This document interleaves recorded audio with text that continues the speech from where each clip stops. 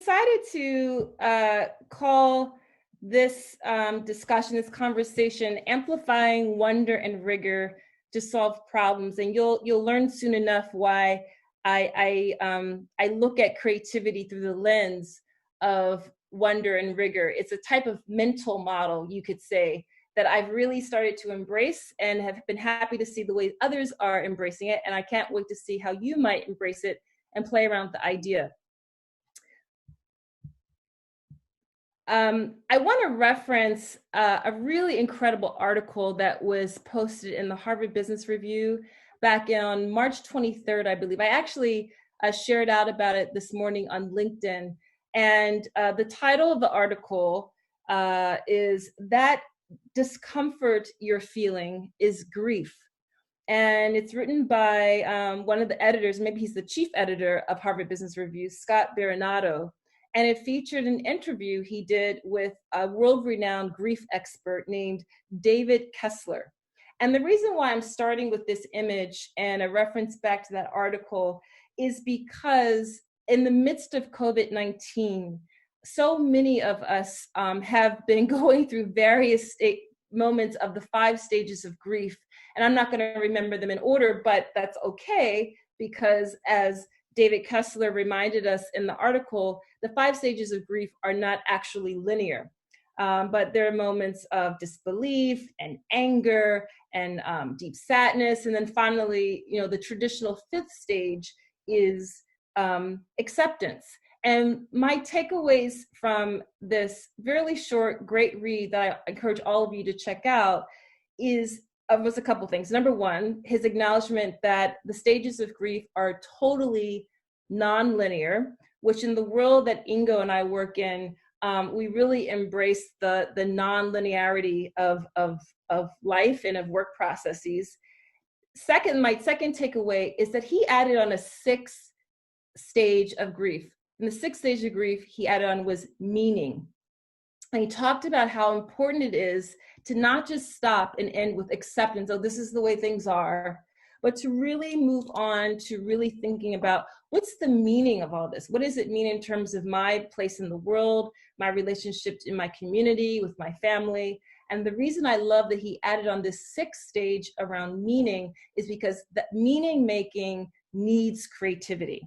And that's why I've been talking quite a lot about and posting on social media around this idea that days full of ambiguity and uncertainty are designed for creativity. The third piece, which you can read on about in your own time, he talked about this idea of anticipatory grief. And when anticipatory grief goes left, it becomes anxiety. In other words, when we start imagining all the horrible things that could come as a result of this crisis we're in, this pandemic we're in, it leads to anxiety. When we deal with anticipatory grief in a really positive way, it leads to mindfulness. It requires us to be totally clear and present about everything that's in the room that you're sitting in right now. It helps to recenter us and rebalance us. So anyway, I know that this is the backdrop for so much for all of us right now, and it's totally connected to solving problems and amplifying wonder and rigor to solve problems. So I asked in the description of the course, I hope that you can see me in your window, but I'm holding up a blank piece of paper, and I'm also holding up a black pen marker. And I just want to remind you, if you don't have it, just grab a blank piece of paper, could be a Post-it, and a pen. And I'm going to give you exactly 30 seconds, and I have a timer, to just jot down a challenge you have. Now, you're going to be sharing about this a little later, so if you don't want to be too personal, that's okay. But you could think about a challenge you're having on a functional level, a social level, or an emotional level. But jot down that challenge starting right now. 30 seconds.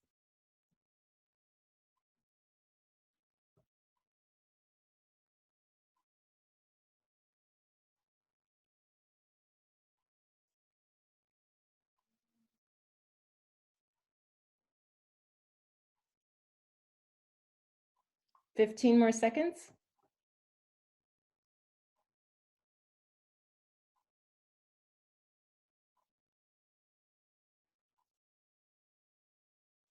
Okay, great. Thanks for doing that. We're going to be returning to that challenge that you're experiencing these days.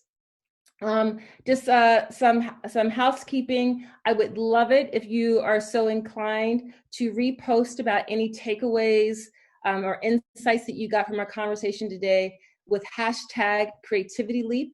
And you can find me on Instagram and on Twitter at NatW Nixon. Again, Creativity Leap, and you'll see that reminder on the bottom of each slide as well. But we'd love it if you share out from our time together on social media. So a lot of what we are having to deal with is reposition ourselves in a field of uncertainty, which is the whole purpose of Ingo's series.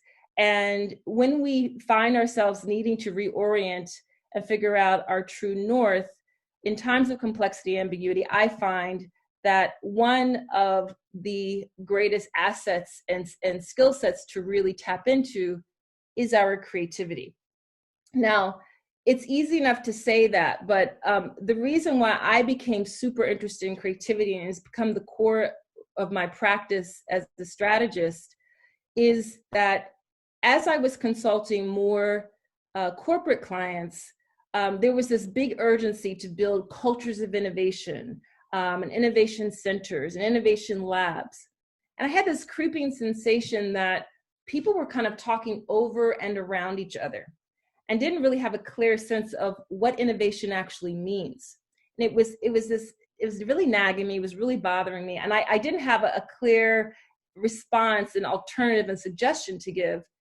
But I soon, through months of this nagging feeling, realized that the reason it was bothering me, not only because we're just missing each other and just throwing out the word, we've got to innovate without much backing it and just kind of creating one more silo, an innovation silo, is that I felt like there was really this innovation churn and we were starting at the wrong place. The place that we really need to be starting at is creativity, because creativity is the engine for innovation.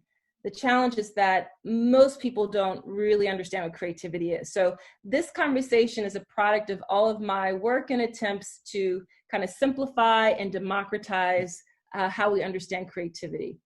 When we think about the time that we're in right now, we're in something that people are calling the fourth industrial revolution. It's essential that we make a creativity leap. And that's mainly because we're in a time where technology is ubiquitous. Technology in the form of, if you have, I might need to whisper this word, Alexa, because I have an Alexa right in my office. But if you have any of those kind of, that's a type of oral augmented reality device. Google is powered by artificial intelligence. There are robotics used in our hospitals, have been for healthcare, but technology is everywhere, right? So the train has left the station in this fourth industrial revolution. It's more and more urgent that we amplify what it means to be uniquely human. And one of the things it means to be uniquely human is to be creative. So I've been collecting what I call signals on the landscape. And I'm just going to share a couple today. I have a lot more in longer talks and discussions, but I'll start with a really provocative statistic that the World projection that the World Economic Forum made back in 2016. Back in 2016, the World Economic Forum a year earlier had predicted that by the year 2020, this year, creativity would rank as number 10 in the top job skills to have. That was 4 years ago. By 2019, a year ago, leading up into 2020, they declared that creativity would rank number 3 as among the top job skills in the world. And what's fascinating to me is that skill sets number 1 and number 2 were critical thinking and problem solving, which, by the way, are creativity, right? Are all part of creativity. So net, creativity is a critical skill set that we all need to tap into in order to really be at an advantage and to actually thrive in the world today. I watch a lot of TV. One must admit that TV has never been better. And one of the television shows my family, we used to really like to watch is Blackish. And the young man on the left of the screen is a character named Junior. On the right side of the screen is a young lady who's a character from a television show, a different television show called Big Little Lies, and her name is Abigail. Now, Junior, on the left-hand side of your screen, this is a moment where he is declaring to his parents that even after getting into college, he's not going. He wants to take a gap year. On the other side of the screen, you see, it's interesting, right, how similar their body language is, but in this moment, Abigail is pronouncing, she's not even going to apply to college. She already has nailed herself a job with a startup. The reason why I look at these two moments in our pop culture history as really significant, as signals on the landscape, is because things are shifting among what we're calling Gen Z, the centennials, in terms of their expectations in education. What they have really understood is the ROI of higher education or not. And I'm saying this as a former academic. I was a professor for 16 years. So I really was in the midst of that work. But they are really questioning the value of higher education. They want to do a lot more learning by doing and experiential learning. They're not as convinced that having a sage on stage model really works anymore. And frankly, they have options. They have options through digital mediums and online learning and working abroad in really cool, interesting social impact environments. I've been predicting for a while that we're going to see a return to the apprenticeship model. So that's another signal on the landscape that this yearning for learning by doing is another example of wanting to be much more creative and experiential. A second signal on the landscape, another television show. This is a show called Billions.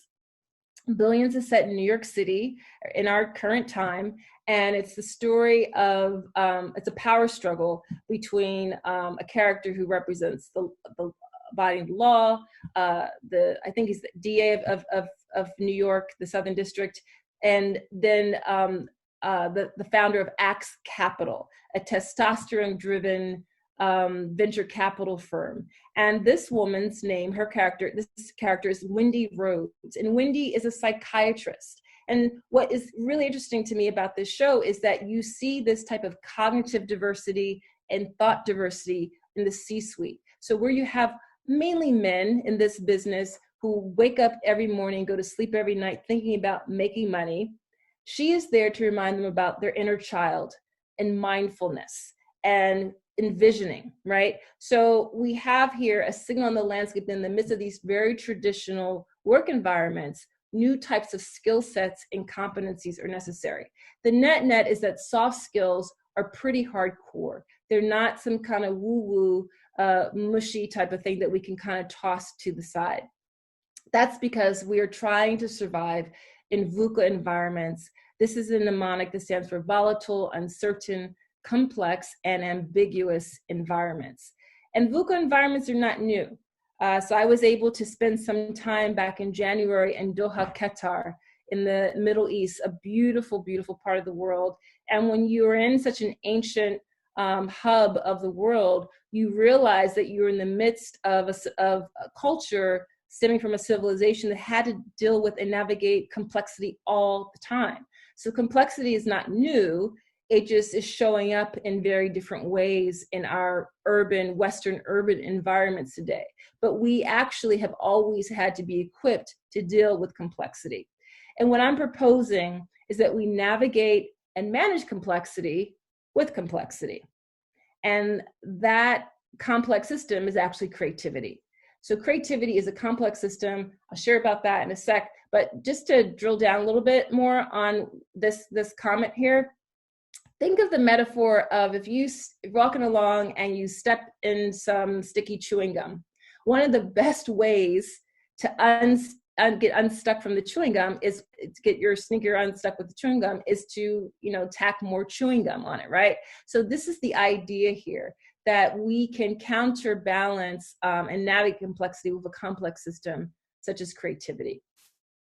So we're actually I think I'm going to go out of my share screen and so that Ingo can help us here. So this is the question. And we want you to actually, I don't think I need to necessarily, Ingo, but I will. We want you in the chat area to give your answers to this question. How do you define creativity? I just want to take a minute there and just share in the chat, and Inga's going to share out how you define it.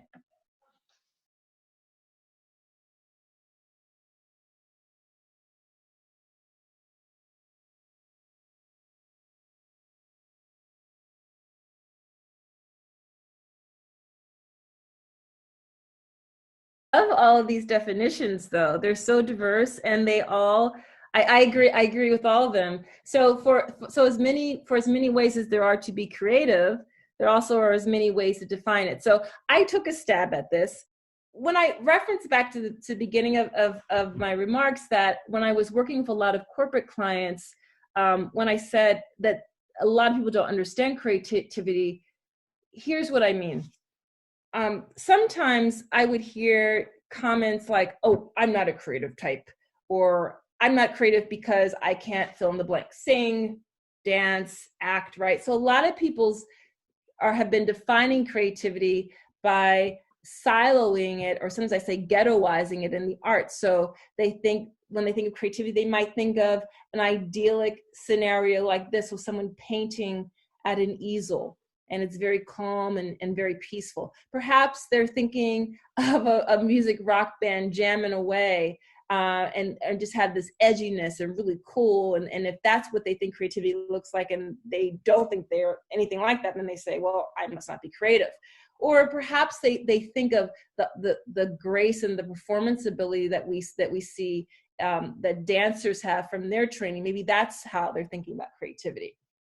Well, one of the things I've been working really hard at is to get this definition out. I have a book coming out in June. I hope that a lot of you will consider purchasing it. It's actually available right now on pre-sale on Amazon and on Barnes & Noble. But I interviewed over 50 people who come from law and work at NASA, and are farmers and plumbers and bakers and chocolatiers and beekeepers, to understand the ways that creativity shows up in their work.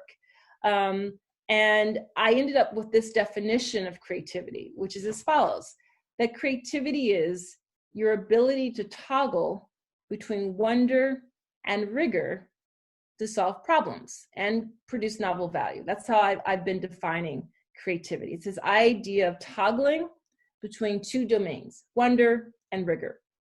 So if I use that definition, then this is actually creativity. So I don't know if you can see my cursor, but in the left-hand side of the screen, this couple, these are Gary and Amy Mainoff. They are farmers. They own a 5-acre fruit farm in Newtown, Pennsylvania, just outside of Philly.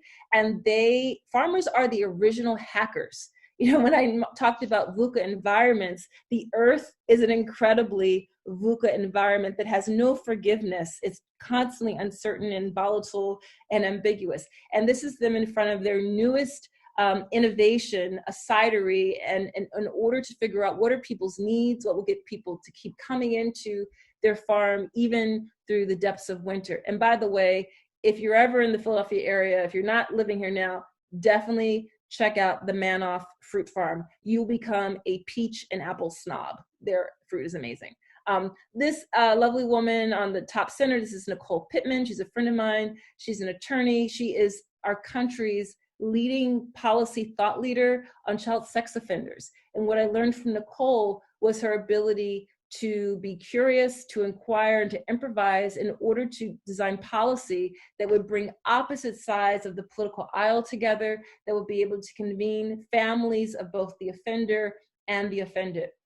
And the gentleman down here with the red t-shirt, he is head of NASA's The Studio. The Studio is this internal group made up of social scientists and artists and designers embedded at the Jet Propulsion Lab in Pasadena, California. I went out there and visited it just to understand their role. And their role is really to be a provocateur at NASA, to help these aerospace scientists translate the work that they're doing. The gentleman on the upper right in the black and white photo, that's John Harker. And John is our family plumber. Plumbers are incredibly creative because they're constantly improvising, having to intuit, as John put it, what's behind the wall. All he has is his flashlight. And he spoke in such poetic terms when I interviewed him. The gentleman on the bottom right is Randy Swearer. He's a former colleague of mine, and he is now a VP at Autodesk. And he talked about the cognitive diversity of bringing teams together at Autodesk to intuit and identify strategic foresight. And then we have Céline Barrel, who is a nose. She's a perfumer at International Flavors and Fragrances. And in her work, she has to constantly balance science and art.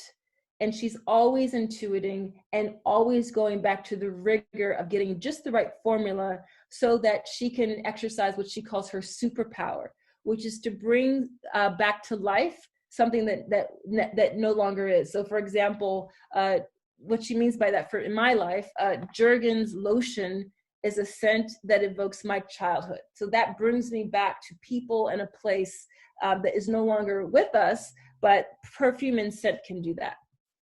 So creativity is a productivity play, and it's a competency. It's something that we have to exercise, and it is absolutely something that we can get better at, and it is essential for our organizations to be productive going forward. To geek out a little bit with you, when I said that creativity is a complex system, what I meant and what I was referring to is that it actually stems from complexity theory and chaos theory. Creativity is a chaotic system. And a K-word is a word that Dee Hock made up. And Dee Hock is a wonderful book called One from Many. He's the founder of Visa International, Visa, the credit card company. And when he was first tasked with leading Visa, he was a little discouraged about how he was going to lead this global organization based on the virtual exchange of currency. And he thought, I can't create an organization designed of boxes and arrows and the ways that people need to interact. People are organisms and organizations are organisms. And he was taking a walk through the woods and he thought, what if I could design an organization that mimics the way nature works, that has some chaos and some order? So chaos is not anarchy. Chaos is randomness. And order is not control. Order is structure.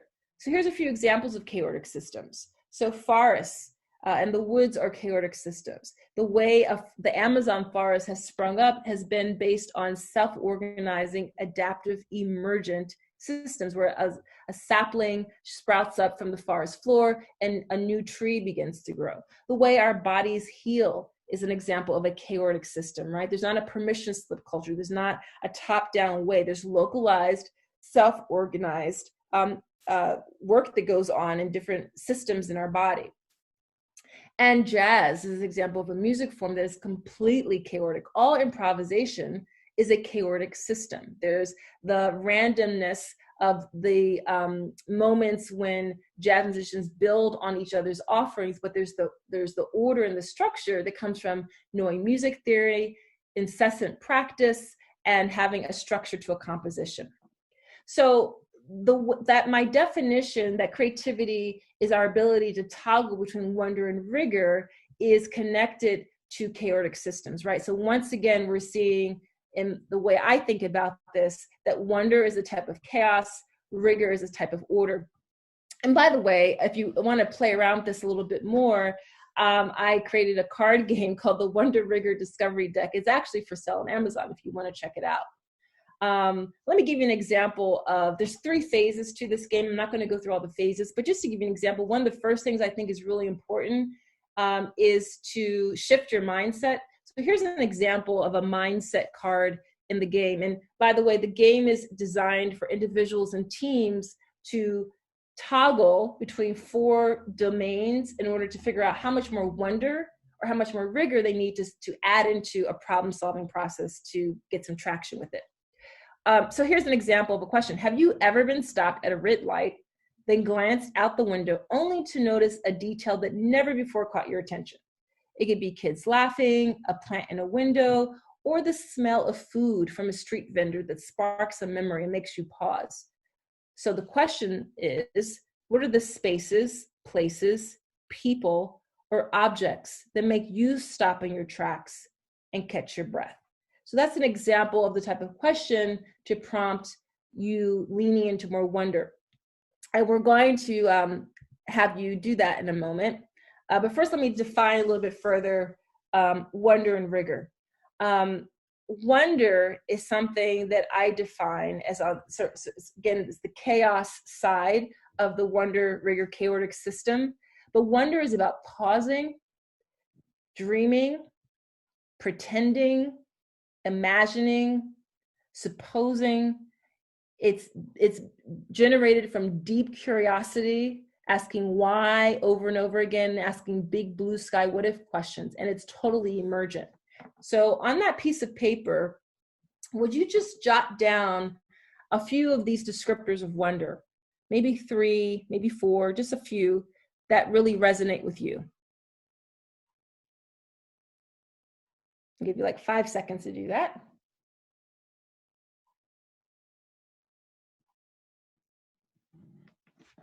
Okay, great. So just 3 or so descriptors of wonder. Then rigor, right? I just wanted to share one more thing about wonder. Socrates was credited for having said that the root of wisdom is wonder, that wonder is the root of wisdom. And then many centuries later, the Jewish theologian Abraham Heschel, he was also a civil rights leader, he wrote that it's wonder, not doubt, which is the beginning of knowledge. Sometimes we're taught philosophically that it's doubt that causes knowledge, leads you down the path of knowledge. Abraham Heschel thought differently. He said it was actually wonder that leads to knowledge. So I just thought that was pretty cool. So rigor, which is the order part of this chaotic system. Order is about thoroughness, attention to detail, deep practice, critique, showing up over and over and over again. It's about time on task. It's about your commitment to a process. Rigor is not always fun. It's often very solitary, and it takes a lot of patience to get through it, but it is absolutely essential. And it's something that dancers, artists, scientists, attorneys, CEOs commit to, in addition, the good ones commit to, in addition to the wonder. So would you do this for me? Would you now jot down a couple, 2 or 3 descriptors of rigor that resonate with you? Again, I'll just give you 5 seconds.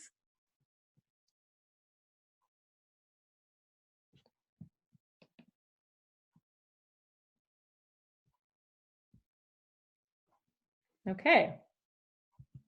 So Ingo and I are going to make this now a little bit interactive. Before we do that, I'm going to read this whole screen, make sure that everyone's understanding what I'm asking of you. And then I'm actually going to have you do the first 2 sentences on here. So remember that specific challenge that I asked you to write down when we first started. So think back to that specific challenge you wrote down. And again, I said it could be a challenge that we could define as a challenge on a functional level or on a social level or on an emotional level. I want you to randomly choose one of the wonder principles you just jotted down and one of the rigor principles you just jotted down. You might just want to circle them. Circle 1 wonder principle, 1 rigor principle. And now if you need a fresh piece of paper, or you want to do this in a section of your piece of paper, again, I'm going to time this. I'm going to give you 1 minute, don't start yet, on your paper to either doodle or write one way that you could apply the wonder principle to troubleshoot this challenge you have, and one way you could apply the rigor principle to troubleshoot this challenge that you're having. And after that 1 minute passes, I'm going to stop sharing my screen, and we're going to divvy you out into random groups, and you're going to have a conversation. We'll do 3 or 4 minutes.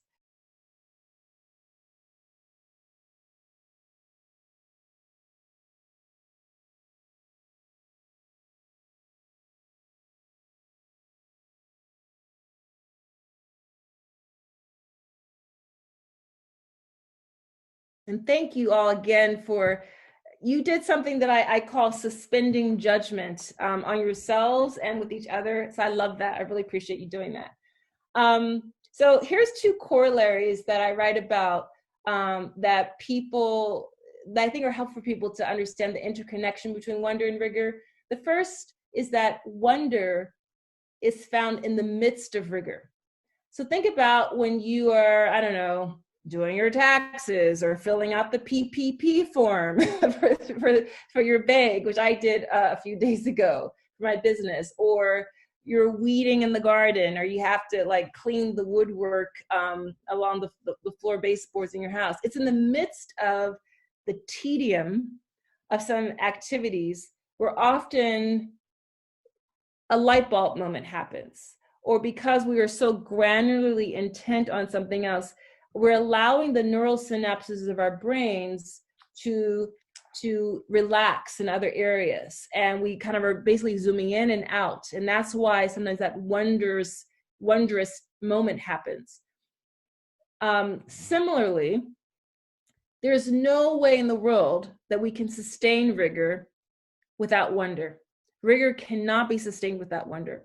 So going back to what happens in a lot of our organizational cultures, where it's meeting after meeting, back-to-back meetings, people being attuned to the rule book and to procedure, there's no way we will ever really realistically get to innovation and cultures of innovation if we don't design time and space and places for wonder. So there's 3 tactics that we can use to exercise creativity in this way.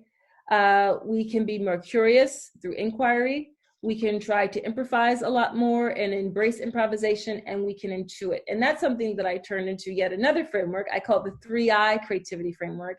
And all it's saying is that to get to creativity on a consistent basis, we have to flow in between being really curious, learning how to ask a better and different question, becoming much more adaptive by improvising. None of us gets to work with a script every day, right? So letting go of that expectation and learning that improvisation is about being hyper present, deep listening, being adaptive in the moment, saying yes and instead of yeah, but, or nah, we already did that 15 years ago, right? It's getting to that practice, and I have some ideas about how you can practice that. And it's also about exercising your intuition. Intuition is part of the way we're physiologically designed. We have something in our bodies called the vagus nerve, VAGUS. It extends from our cranium down through our heart into our gut. So we literally are designed to have a connection between that nudge feeling in our brain and the rational brain, right? So I call intuition a type of pattern recognition. So there's 4 leaps that I think it's really important that we make during this time. One is from only dwelling in the world and space of what's rational to embracing ambiguity, because let's face it, most of life is very gray. Secondly, it's to separate ourselves a little bit from our tribes, and at least in the United States, our tribal mentalities on the political sphere are really making us a very contentious society, to really embracing community. And community consists of tribes. And it's also leaping from only focusing on and valuing deep specialization. And I come from academia where there was, and even the time of my life when I worked in fashion, if you grew up in the industry only knowing denim, that's kind of where you stayed for all of your career. If you only knew knits and intimates, that's kind of where you stayed. But shifting away from those silos to really becoming a polymath. And those who are able to become pie-shaped thinkers, that's 3.14 blah, blah, blah, where you have multiple depths and breadth, you're at much more of an advantage. And the 4th leap we have to make is away from being fixated on the rules to having a playbook, right? To be able to say, if this, then that, and multiple possible scenarios that we can plot out. Before I end, I just want to encourage you to stay in touch with me. If you right now text the word create to the number 33777, so think of the number 33777 as the phone number. So type that in the phone number area. And then just the word create, I will send you, I'll get your email address. I will be able to make sure you're subscribed to our newsletter, and you will also receive a free sample chapter from the book. And I hope that it will inspire you to even buy the book. So again, you can text the word create to 33777.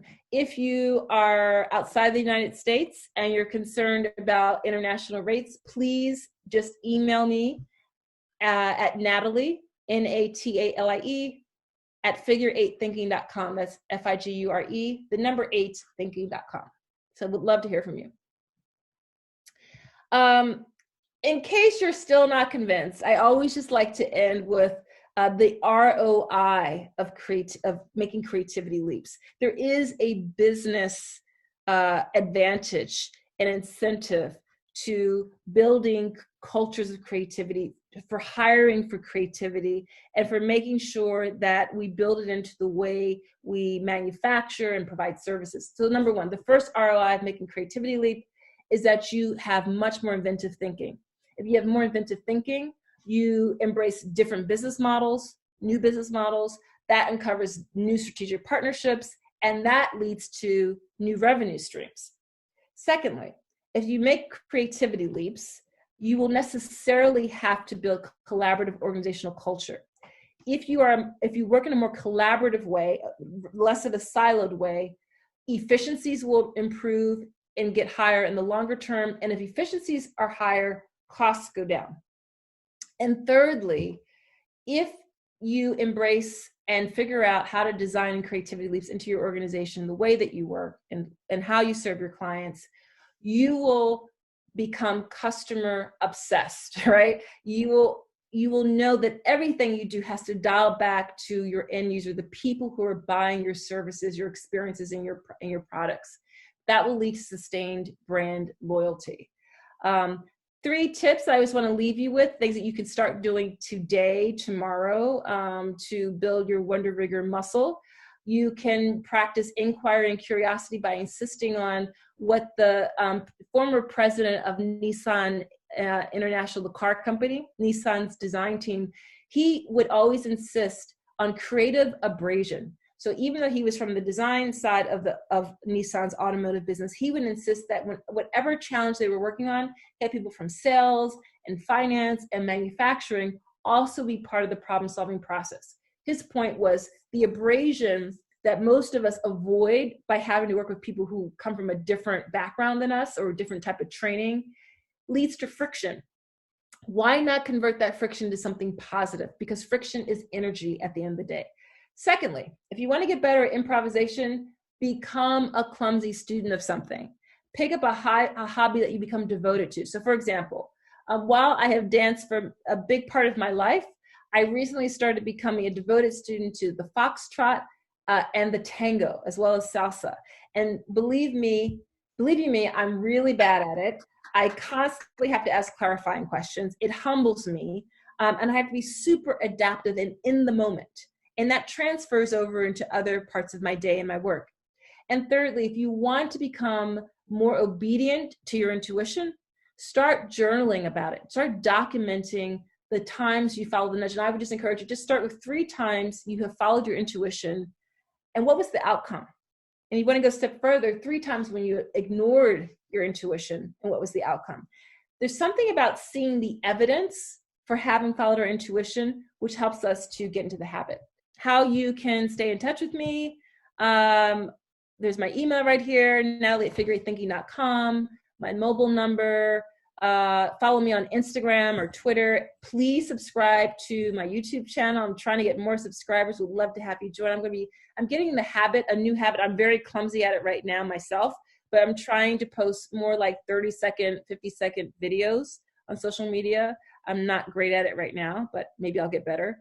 And again, share any of your thoughts, your insights, your takeaways by #CreativityLeap later today.